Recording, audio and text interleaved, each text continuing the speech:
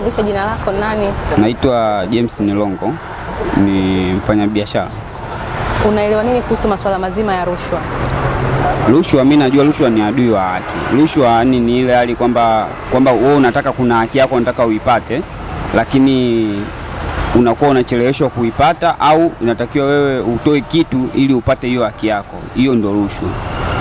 Na kama kuna sasa hivi kuanzia tarehe 24 mwezi wa 11 tunaelekea kwenye uchaguzi wa serikali za mitaa. Sasa akaja mtu ambaye ni mgombea akakupa wewe rushwa ili umpigie kura, utafanya nini ili kuzuia ile hali isitokee? Cha kwanza mimi ninachojua kuhusu serikali za mitaa, yani ndio uchaguzi wa chini kabisa ambao unaanzia. Kwa hiyo wale viongozi ambao wako mtaani tunajua nao, tofauti na mtu labda usema mbunge labda anatoka huko anafika kuomba kampeni, kupiga kampeni kwako mjui, lakini viongozi wa serikali za mtaa ni wale watu ambao tupo nao mtaani. Kwa hiyo unajua, kwa hata kama mtu akija kwamba akisema kwamba anakupa rushwa, anakupa labda sio hela kwamba umchague, anakupa chochote kitu umchague yeye, lakini wewe unakuwa na akili yako. Sio, mimi siwezi kukataa. Mimi akinipa hela nakula, akinipa chochote kitu nakula fresh, lakini jinsi ya kwenda kuchagua mimi ndo najua watu ambao tunaishi nao, nani anafaa kuwa kiongozi au nani hafai kuwa kiongozi. Kwa hiyo sio mtu akikupa rushwa ndio lazima utaenda kumchagua kwa sababu amekupa hicho chochote kitu. Kwa nini unasema rushwa ni adui wa haki? Kwa sababu wanapoteza amani. Huo ndio uelewa wa baadhi ya wakazi wa jiji la Dar es Salaam kuhusiana na masuala mazima ya rushwa na madhara yake. Mimi ni Rebecca Mkisi na moja kwa moja na kuunganisha kwake Esau Godwin. Yeye yuko makao makuu ya taasisi ya kupambana na rushwa TAKUKURU jijini Dar es Salaam. Tumefanya na baadhi ya wananchi kutoka kwenye viunga mbalimbali vya jiji la Dar es Salaam, na mimi nimefika hapa makao makuu ya ofisi ya taasisi ya kuzuia na kupambana na rushwa TAKUKURU Dar es Salaam, na nimebahatika kukutana na Joseph Kasongwa Mwaiswelo. Yeye ni mkurugenzi wa elimu kwa umma wa TAKUKURU. Mimi naitwa Esau Godwin. Naam, mkurugenzi, kwanza tunataka kufahamu tunavizungumzia rushwa tunazungumzia kitu gani hasa? Asante sana ndugu mtangazaji na wasikilizaji na watazamaji wa Umoja TV. Kwetu sisi taasisi ya kuzuia na kupambana na rushwa ni nafasi ya pekee, na kwa niaba ya mkurugenzi mkuu wa taasisi ya kuzuia na kupambana na rushwa nawashukuru sana kwa nafasi hii ya kuzungumza na wananchi. Okay. Ni jambo jema kwa vyombo vya habari kushiriki katika kuelimisha wananchi ili kujua mustakabali wa nchi yao. Sasa kama ulivyouliza swali kuhusiana na rushwa, unasema kwamba rushwa unaielewaje? Rushwa ni dhana pana, lakini tumezoea kusema kwamba rushwa ni kitu chochote ambacho mtu anaweza akampa mtu mwingine mwenye mamlaka ili aweze kukimbisha sheria na hatimaye anufaike yeye au jamaa zake.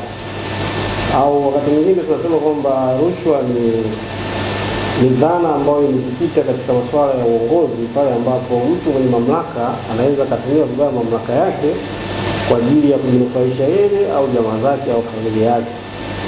Lakini rushwa tukijaribu kuiangalia kwa upana wake, tunaiangalia rushwa kwamba ina vitu vingi vinavyojazana mpaka inatumika neno rushwa. Wengine huwa wanatumia neno ufisadi. Sasa rushwa kwa lugha rahisi kwa sababu ya Kiswahili ni kwamba watu nafikiria kwamba rushwa ni kama kwa Kiingereza wanaita bribe. Lakini rushwa kwa maana ya corruption, maana yake ni kwamba ni mmomonyoko wa kimaadili, yani au uozo wa maadili ya mtu ambao baada ya kuwa ameoza katika maadili ndipo anafanya jambo lolote baya. Okay. Kwa hivyo dhana ya rushwa imejikita zaidi katika mmomonyoko au uozo wa kimaadili katika mtu binafsi. Kwa hivyo sema hivyo kwa sababu mtu huanza kutenda jambo baada ya kuwa kuna jambo limekaa kichwani mwake. Yaani kuna baraza la mawaziri ambao liko ndani ya kichwa chake likatengeneza ajenda, likafanikiwa, ndipo mtu anakwenda. Kwa mikono inakwenda kukamata, okay. Lakini kuna jambo ambalo limetokea ndani ya kichwa chake. Sasa hilo jambo ndio tunaita kwamba mmomonyoko wa kimaadili, au kwa Kiingereza wanaita moral decay. Kwa rushwa ni hilo, ni uozo wa kimaadili. Kabla tujaenda mbali sana, kuna jambo fulani hivi ambalo pengine likawa sahihi ama si sahihi kwa baadhi ya watu. Kumekuwa na vitu vitatu hapa: rushwa, hongo na wengine kuna kitu inaitwa takrima. Tofauti ya hivi vitu ni ipi? Kimsingi inaweza kuwa ni tofauti katika maneno, lakini malengo yanafanana. Yaani lengo ni kwamba yule mtu asiyestahili kupata huduma aipate. Ndio lengo lake, kwamba unatoa takrima au zawadi ili unufaike, unatoa hongo ili unufaike.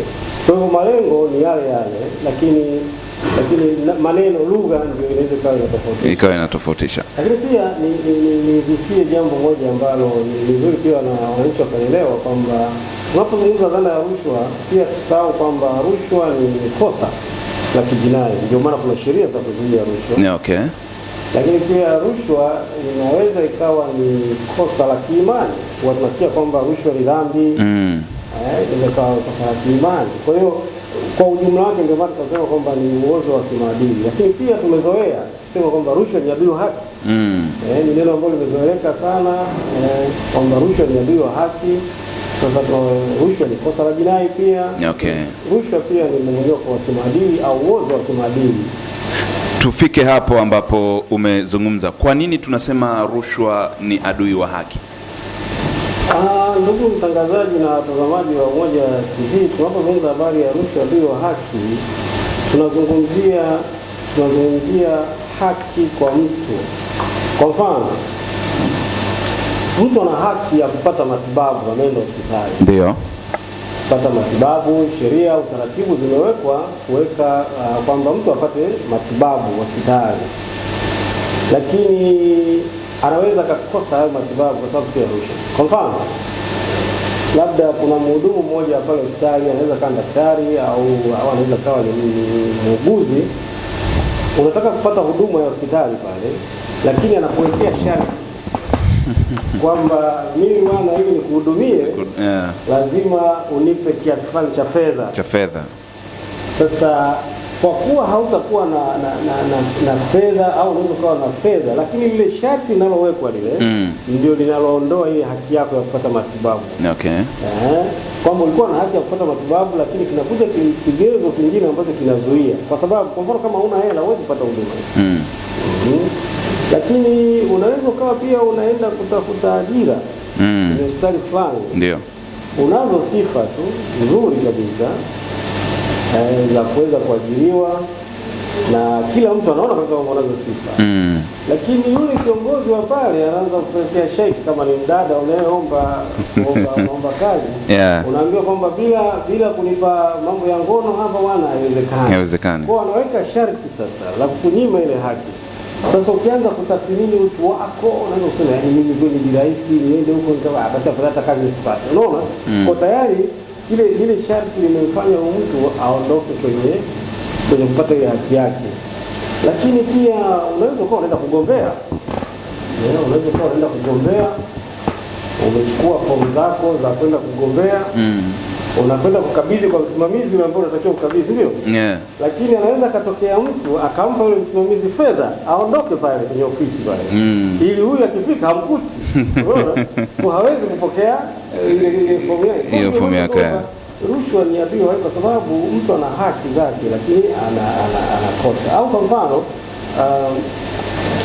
kuna haki zako ziko kwenye baraza la ardhi la kata au la wilaya au mahakamani. Kwa mfano unadai ardhi na ni haki yako kabisa, lakini kwa sababu tu kuna mtu kapenyeza hongo au pesa kwa yule anayeshughulikia huo mgogoro, basi unakosa haki zako. Kwa hiyo watu wanasema rushwa ni adui ya haki, kwa sababu mwanadamu anazo haki zake za kimsingi ambazo zimewekwa katika katiba yetu ya Jamhuri ya Muungano wa Tanzania mwaka 1977 na sheria mbalimbali, lakini mtu anaweza asizipate zile haki kwa sababu tu ya sharti la fedha. Kuna madaraja ya rushwa, kwamba hii ni rushwa kubwa, hii ni rushwa ndogo. Ndugu mtangazaji, rushwa madhara yake ni yale haijalishi rushwa ndogo ama rushwa kubwa. Sawa. Kwa mfano mmoja,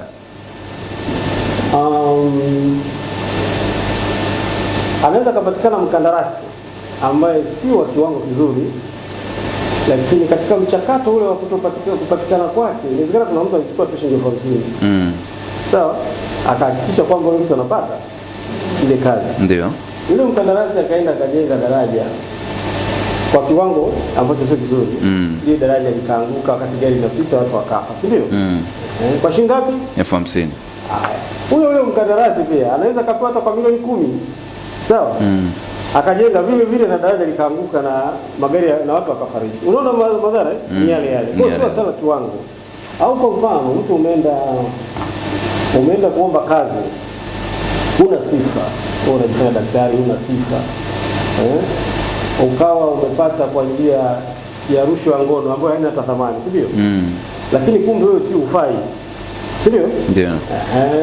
Alafu ukapata kazi, mwisho wa siku unaanza kupasua watu wote, si ndio? Au unatibu vibaya. Lakini mwingine anaweza akaenda pale tu kwa rushwa, upendeleo tu, hajatoa hata senti moja. Bwana ndugu yangu huyu mpeni nafasi ndugu yangu, sio? Yeah. Akapata kazi, akafanya vile vile kama yule aliyepata. Hakutoa chochote lakini amezungumza tu. Rushwa unaweza kaiweka ukasema kuna rushwa ndogo na rushwa kubwa, lakini ndilo la msingi sana kwa watazamaji watambue kwamba madhara ya rushwa ni yale yale, hayategemei kiwango. Sawa? Ndio. Sasa tunapozungumza habari ya nchi, ndipo tunaposema kwamba rushwa kubwa inaweza kusababisha madhara makubwa zaidi. Lakini bado tukumbuke kwamba hata huyu afisa anayeshughulikia mambo makubwa kama imepatikana kwa rushwa ndogo, madhara yake ni makubwa zaidi. Ni makubwa zaidi. Sawa sawa. Namna gani mtu anaweza kutoa taarifa kwenu ninyi taasisi ya kuzuia na kupambana na rushwa endapo kama ataona kuna viashiria fulani hivi vya kufanyika tukio hilo la rushwa? Kwanza kabisa jinsi tuzungumzie kwamba tunaingia katika eneo kwamba huyu mtu sasa anafanyaje ili aweze kupambana na rushwa. Okay. Sawa. Jambo la kwanza kabisa ambalo tunasisitiza ni kwamba mhusika ni mtu mwenye ajitambue. Kwa mfano, wewe ni Mtanzania. Wewe ni Mtanzania na mimi ni Mtanzania. Je, unajua thamani ya wewe kuwa Mtanzania au kuwa Mtanzania? Yaani kwa nini mimi ni Mtanzania? Hilo jambo ukitafakari vizuri utajitambua. Sasa ukijua kwamba wewe ni Mtanzania, Tanzania inakutaka nini? Ufanye nini Tanzania? Lakini tuanzie hapo. Yeah. Tunachotafuta ni maisha bora, sio? Maisha bora ndani ya Tanzania, sio nje ya Tanzania. Kwa lazima wewe mwenyewe utambue kwamba unayo nafasi ya kuhakikisha Tanzania inakwenda mbele. Ili ndani ya kwenda mbele na ufaidike. Kwa jambo la kwanza ni kujitambua kwamba ni Tanzania. Lakini la pili ni kwamba usijihusishe katika kufanya vitendo ambavyo vinafanya Tanzania idhoofike. Sawa? Sawa. Usijihusishe na vitendo ambavyo vinafanya Tanzania idhoofike. Moja wapo ni rushwa. Sawa? Kwa mfano wewe ni mtu ambaye umepewa jukumu na Watanzania kwenda kuingia mikataba ya kimataifa kwa mfano. Lazima uweke mbele kwamba unaenda kufanya lile jambo kwa ajili ya Tanzania na kwa ajili ya Tanzania kama nchi yako. Kwa hivyo usijihusishe na vitendo vya rushwa ambavyo vitaifanya Tanzania irudi nyuma. Kwa binafsi usijihusishe, yaani usihusike kabisa katika kuomba na kutoa. Sasa ikitokea umeingia katika mgogoro huo wa kuombwa, sawa? Ndipo sasa tunasema kwamba ongea na dhamiri yako kwanza. Sawa? Ongea na dhamiri yako kwanza ili dhamiri yako iweze kutambua kwamba hii ni kosa. Sawa? Na ikitambua kwamba hii ni kosa ndipo sasa utoe taarifa sasa. Sasa utoa taarifa wapi sasa? Taarifa unaweza kutoa taasisi ya kuzuia na kupambana na rushwa ambayo tuko wilaya zote hapa nchini. Tumeenea katika wilaya zote. Unaweza kufika kwenye ofisi za taasisi ya kuzuia na kupambana na rushwa. Lakini pia unaweza kuwasiliana nasi kwa njia ya barua ukatuandikia au kwa njia ya email ambayo ni rahisi tu wake ukatoa taarifa kwamba kuna jambo hili limetokea na atalichukulia hatua. Kwa hivyo ndivyo unavyoweza kuwasiliana na taasisi ya kuzuia na kupambana. Anayetoa na huyu anayepokea. Sheria inasemaje kwa huyu mtu ambaye anashuhudia tukio hilo la kutoa mmoja na mwingine kupokea rushwa? Ni kweli sheria yetu haijabagua. Sheria ya kuzuia na kupambana na rushwa haijabagua. Ni kosa kwa mtoaji wa hongo, lakini pia ni kosa kwa mpokeaji wa hongo. Sasa ni namna gani sasa kama mimi nimetoa alafu na mimi nimepokea alafu nakuwa mkosaji? Ni katika mazingira yafuatayo. Endapo wewe ambaye umeombwa hongo na mtu fulani alafu mkafika makubaliano mkatoa ukampa, wote nyinyi mmeingia kwenye makosa. Yaani bwana X anamuomba bwana Y. bwana Y anakubaliana na bwana X, anachukua hela anampelekea bwana X, hao wote ni wakosaji. Ni wakosaji kwa mujibu wa sheria. Kwa mujibu wa sheria. Ila ikitokea bwana X amemwomba bwana Y hela, bwana Y baada ya kuwasiliana na dhamiri yake akagundua kwamba ni kosa, akatoka pale akaenda taasisi ya kuzuia na kupambana na rushwa, sawa? Akatoa taarifa, akashirikiana na taasisi ya kuzuia na kupambana na rushwa, huyu bwana akapewa fedha na akakamatwa. Huyu bwana Y anakuwa shahidi, haingii kwenye kosa ingawa ametoa. Okay. Ni kwa sababu ameshirikiana na taasisi ya kuzuia na kupambana na rushwa katika kuhakikisha kosa hili halitendeki. Okay. Kwa kumkamata huyu. Kwa huyu anakuwa ni shahidi dhidi ya huyu bwana. Sawa. Lakini ikitokea wote mmetoa mmekubaliana, basi mnaingia kwenye makosa. Kwa hivyo hasa inavyotofautisha. Sawa. Ni namna gani ambavyo ni kitu gani hasa ambacho huwa kinatokea ama njia halisi ambazo ninyi huwa mnatumia kupata taarifa mbalimbali? Mfano mtu na mtu ameshutumiana pengine kwenye vyombo vya habari ama pengine wameshutumiana kwenye mikutano ya hadhara. Hizo taarifa ninyi kama taasisi ya kuzuia na kupambana na rushwa mnaweza mkazichukua na kuzifanyia kazi? Okay. Taarifa yoyote inayokuja taasisi ya kuzuia na kupambana na rushwa kwa namna yoyote tunaifanyia kazi. Taarifa inaweza ikaja kupitia kwa mtu ambaye hausiki kabisa ila alisikia kwamba kuna jambo hili akatupa taarifa, tunalifanyia kazi. Taasisi ya kuzuia na kupambana na rushwa, pengine watazamaji waweze kuielewa vizuri. Taasisi ya kuzuia na kupambana na rushwa inapewa majukumu mawili ya msingi. Jukumu la kwanza ni kuzuia na jukumu la pili ni kupambana. Sasa katika kuzuia sasa kuna kuelimisha, sawa? Kuelimisha wananchi kuhusu madhara ya rushwa. Lakini la pili ni kwamba huwa tunafanya utafiti katika maeneo tofauti ili kuweza kubaini mianya ya rushwa. Okay. Yeah.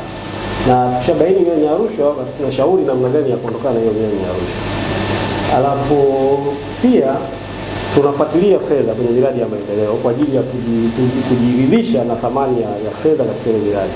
Kwa hili eneo hili ni eneo la kuzuia rushwa. Tukija kwenye eneo la kupambana sasa, ni pale ambapo tunapokea malalamiko kutoka kwa wananchi kwamba fulani na fulani wamefanya jambo fulani au kumetokea na ubadhirifu katika ofisi fulani, au labda mtu katumia vibaya madaraka yake, au kuna fedha zimepelekwa katika miradi ambayo sio yenyewe.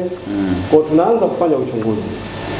Sasa katika uchunguzi, najibu hilo swali lako. Okay. Katika uchunguzi sasa ndipo tunapoanza kutafuta ushahidi. Ushahidi sasa. Sasa ushahidi tunaoupata ni kwamba una aina mbili ya mtazamo. Mtazamo wa kwanza ni kuthibitisha kwamba ile tuhuma au malalamiko ni ya kweli. Sawa? Okay. Na mtazamo wa pili ni kuthibitisha kwamba haya malalamiko sio ya kweli. Sawa? Sasa tukishathibitisha kwamba malalamiko haya ni ya kweli, sawa? Pia tunaangalia mara mbili tena. Je, ushahidi tulionao unatosheleza kwenda mahakamani na tukashinda kesi? Au ushahidi huu basi ni kwa ajili pia kwamba tuchukue hatua za kinidhamu? Sasa ndio hapo sasa ninakuja kwako kwamba pale inapotokea kwamba tumepata taarifa tukagundua kwamba ushahidi au si mzuri sana kupeleka mahakamani kumshtaki, ndipo sasa tunachukua ushahidi kupeleka kwa mamlaka za nidhamu ili mtu achukuliwe hatua za kinidhamu. Na hatua za kinidhamu zipo, mojawapo ni kufukuzwa kazi, sawa, kama ni mtumishi, au kupunguzwa mshahara na mambo mengine hayo, sawa? Kwa hiyo taarifa zinaweza zikaja, lakini uchunguzi ndio utakaothibitisha kwamba ushahidi wa hizi taarifa, ukweli wa hii tuhuma ukoje. Sawa? Ndio nitaka kuelezea. Kuna utaratibu wa ninyi taasisi ya kuzuia na kupambana na rushwa kurejea sasa kwa mtoa taarifa wenu kwamba taarifa uliyoitoa imeshughulikiwa mpaka imefikia hapa, kwa sababu kumekuwa kuna malalamiko kutoka kwa baadhi ya wananchi ambao wamekuwa wakitoa taarifa, lakini unaona mtu, nimetoa taarifa kuhusiana na mtu fulani, pengine amekamatwa, uchunguzi unaendelea, lakini kesho namuona yuko mtaani na sijui ni kitu gani ambacho kimetokea. Tunao utaratibu, mtu akileta taarifa, tunao utaratibu wa kuwasiliana naye moja kwa moja na kujua hatua gani imefikia. Tunao utaratibu na ni utaratibu ambao sio wa umma kujua. Okay. Ni sisi na wewe mtoa taarifa kwamba kuna jambo hili umetuletea, tumefikia mahali fulani. Kwa hiyo utaratibu huko, ila sio wa umma. Na pia kwa mujibu wa sheria kuzuia na kupambana na rushwa, pia tunazuiwa kutoa taarifa kwa matukio ambayo tunayachunguza. Okay. Na ni kulinda taswira tu ya chombo na ya nchi na pia mhusika ule kutoa taarifa, kwa sababu Pia haturuhusiwi, si vizuri kisheria na haikubaliki kuanza kueleza kwamba tumepokea taarifa kutoka kwa fulani. Kwa huwa tunalinda hiyo pia hiyo chanzo cha taarifa zetu kwa sababu ya usiri huo na kwa sababu ya ili kuwepo na thamani katika taarifa tunaipokea. Okay. Kwa hiyo si vizuri umma kujua kwamba tumepokea taarifa kutoka kwa fulani na nini, lakini wewe ukileta taarifa tutakwambia kwamba tumefikia hivi, tumefikia hivi. Sawa. Ni jambo ambalo lipo na tunawasisitizia sana wananchi waweze kushikia taasisi ya kuzuia na kupambana na rushwa, kwa sababu madhara ya rushwa ni makubwa sana. Madhara ya rushwa ni makubwa sana, ni kutetea umaskini, nchi haisongi mbele kwa sababu ya mambo ya rushwa. Lakini kuna watu wamepata shida tu ukimwi kwa sababu ya rushwa za ngono hizi, wengine wamekuwa na stress katika maisha yao Kwa sababu ya rushwa. Yes, wengine wamepoteza ndugu zao hospitalini kwa sababu tu wamekosa hela ya kutoa. Sasa hii lazima wananchi watambue hizo kupambana nayo kabisa. Okay, sawa. Tumalizie na jambo moja. Tunaelekea kwenye chaguzi za mbalimbali. Kwanza mwaka huu 2019 tuna chaguzi za serikali za mitaa na mwaka 2020 tuna uchaguzi mkuu. Yapi madhara ya vitendo hivi vya rushwa kuhusika kwenye hizi chaguzi? Pengine labda mtu amemchagua kiongozi fulani tu kwa sababu amempatia kitu fulani. Aidha mtu kamwambia, bwana, wewe ukinichagua mimi nitakufanyia 1 2 3, ama nakupa fedha hii kwa ajili ya kunichagua. Ndugu mtangazaji, ningependa wananchi kupitia Umoja TV walielewe vizuri jambo la uchaguzi na sisi taasisi ya kuzuia na kupambana na rushwa tunapenda sana watu watambue nini maana ya uchaguzi. Okay. Kwa sababu wakati mwingine ukijua kitu ndipo ambapo unajua thamani yake. Ni mchakato au fursa ambapo wananchi wa eneo lile linalofanya uchaguzi wanakaa pamoja kutafakari juu ya changamoto zao katika eneo lile. Sawa? Yaani kwamba tumekaa pamoja hapa, kwa mfano tuchukulie uchaguzi unaokuja wa serikali za mitaa, kitu wa kijiji kwa mfano. Wananchi wa pale kijijini wanakaa pamoja, wanatafakari juu ya changamoto zao walizonazo pale. Kwa mfano labda hawana maji, labda hawana umeme eneo lile, au hawana chochote kile ambacho ni changamoto katika eneo lile. Wanakaa pamoja, wanajadili. Wakishajadiliana wanatafuta suluhu. Sawa? Ili tuweze kuwa na maji tufanyeje? Okay. Sasa hapo wanasema kwamba tufanye 1 2 3 4 5. Sawa? Sasa ndipo inapokuja issue ya uchaguzi. Nani atatusaidia tufikie huko? Unaona? Kwa uchaguzi hauanzi na nani atatufikisha huko. Unaanza na kujadili changamoto zilizopo katika eneo lenu. Wananchi lazima wakae pamoja, wajadili, wajue changamoto, alafu ndipo waseme sasa nani anafaa kuendelea na kutusimamia huu mchakato. Sasa nani anafaa, wanaanza na kutengeneza sifa wenyewe. Kiongozi tunataka awe na sifa 1 2 3. Sawa? Ndio. Sasa ukishajua kwamba wanataka ana sifa hizo wakakubaliana. Sawa? Sasa ndipo inapokuja swala la kumchagua mtu sasa. Nani atusimamie? Nani asimamie? Ndio inakuja sasa issue ya madhara ya rushwa. Sasa madhara ya rushwa ni kwamba rushwa ikiingia itaondoa yale maafikiano mliofikia kwenye mchakato. Labda mlikuwa mmekubaliana kutengeneza kisima cha maji. Sasa rushwa ikiingia atakuja kiongozi ambaye hawi sambamba na zile sifa mlizozichagua. Kwa hiyo mshampata yule kiongozi, kisima kitachimwa. Kwa sababu gani? Hahusiki na mchakato wenu.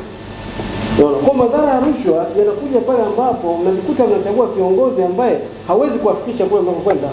Okay. Na ni kwa nini? Ni kwa sababu hamkupata fursa ya kuchambua mnayoyataka na sifa za mtu anayemtaka. Mkishapata zile sifa, rushwa inaingia kuharibu zile sifa. Kwa madhara makubwa mtaendelea kutoka na maji. Kwa mara nyingi sana tunasema kwamba madhara ya rushwa ni pale inapotokea mnachagua kiongozi ambaye hauiani na yale mnayoyataka, lakini hana sifa kabisa, yani hana sifa za kuongoza au kwa hiyo madhara makubwa ya rushwa. Na bahati mbaya sana, ndugu mtangazaji na wasikilizaji wa Umoja TV, watu wanaangalia sana uchaguzi mkuu badala ya uchaguzi huu wa serikali za mitaa. Mimi ningewaomba sana watazamaji na Watanzania kwa ujumla wazingatie sana kupata viongozi bora katika uchaguzi wa serikali za mitaa. Kwa nini? Miradi yote ya maendeleo inaelekezwa kwenye vijiji, haijengwi huko hewani huko au chini inajengwa kwenye vijiji, kwenye mitaa. Fedha zote ambazo serikali kuu inatenga kwenye bunge inaenda kufanya maendeleo kwenye vijiji, kwenye mitaa. Sasa mkimpata kiongozi ambaye hawezi kusimamia hiyo miradi, hamtaendelea. Kwa hiyo watu wasifikirie sana kwamba tuchague mbunge, si rais, si nini, alafu wakadharau kuchagua viongozi wazuri katika ngazi ya serikali za mitaa na vijiji. Tutapotea na tutachelewa sana kuendelea. Kwa hii ni fursa muhimu sana kwa Tanzania katika kuchagua viongozi wanaofaa watakaosimamia miradi ya maendeleo. Miradi ya maendeleo iko vijijini kwenye mitaa yetu. Ingependeza sana, yani mimi ningeona watu ambao wana PhD zao, wana shahada za umahiri wakagombea kwenye serikali za mitaa, kwa sababu ndiko tunapoweza kusonga mbele kimaendeleo. Lakini tukiona kwamba uchaguzi wa mitaa, serikali za mitaa ni kitu kidogo sana, tutasahau sana maendeleo nchini. Sawa. Lazima tubadilike, twende huko. Na tukiwapata waadilifu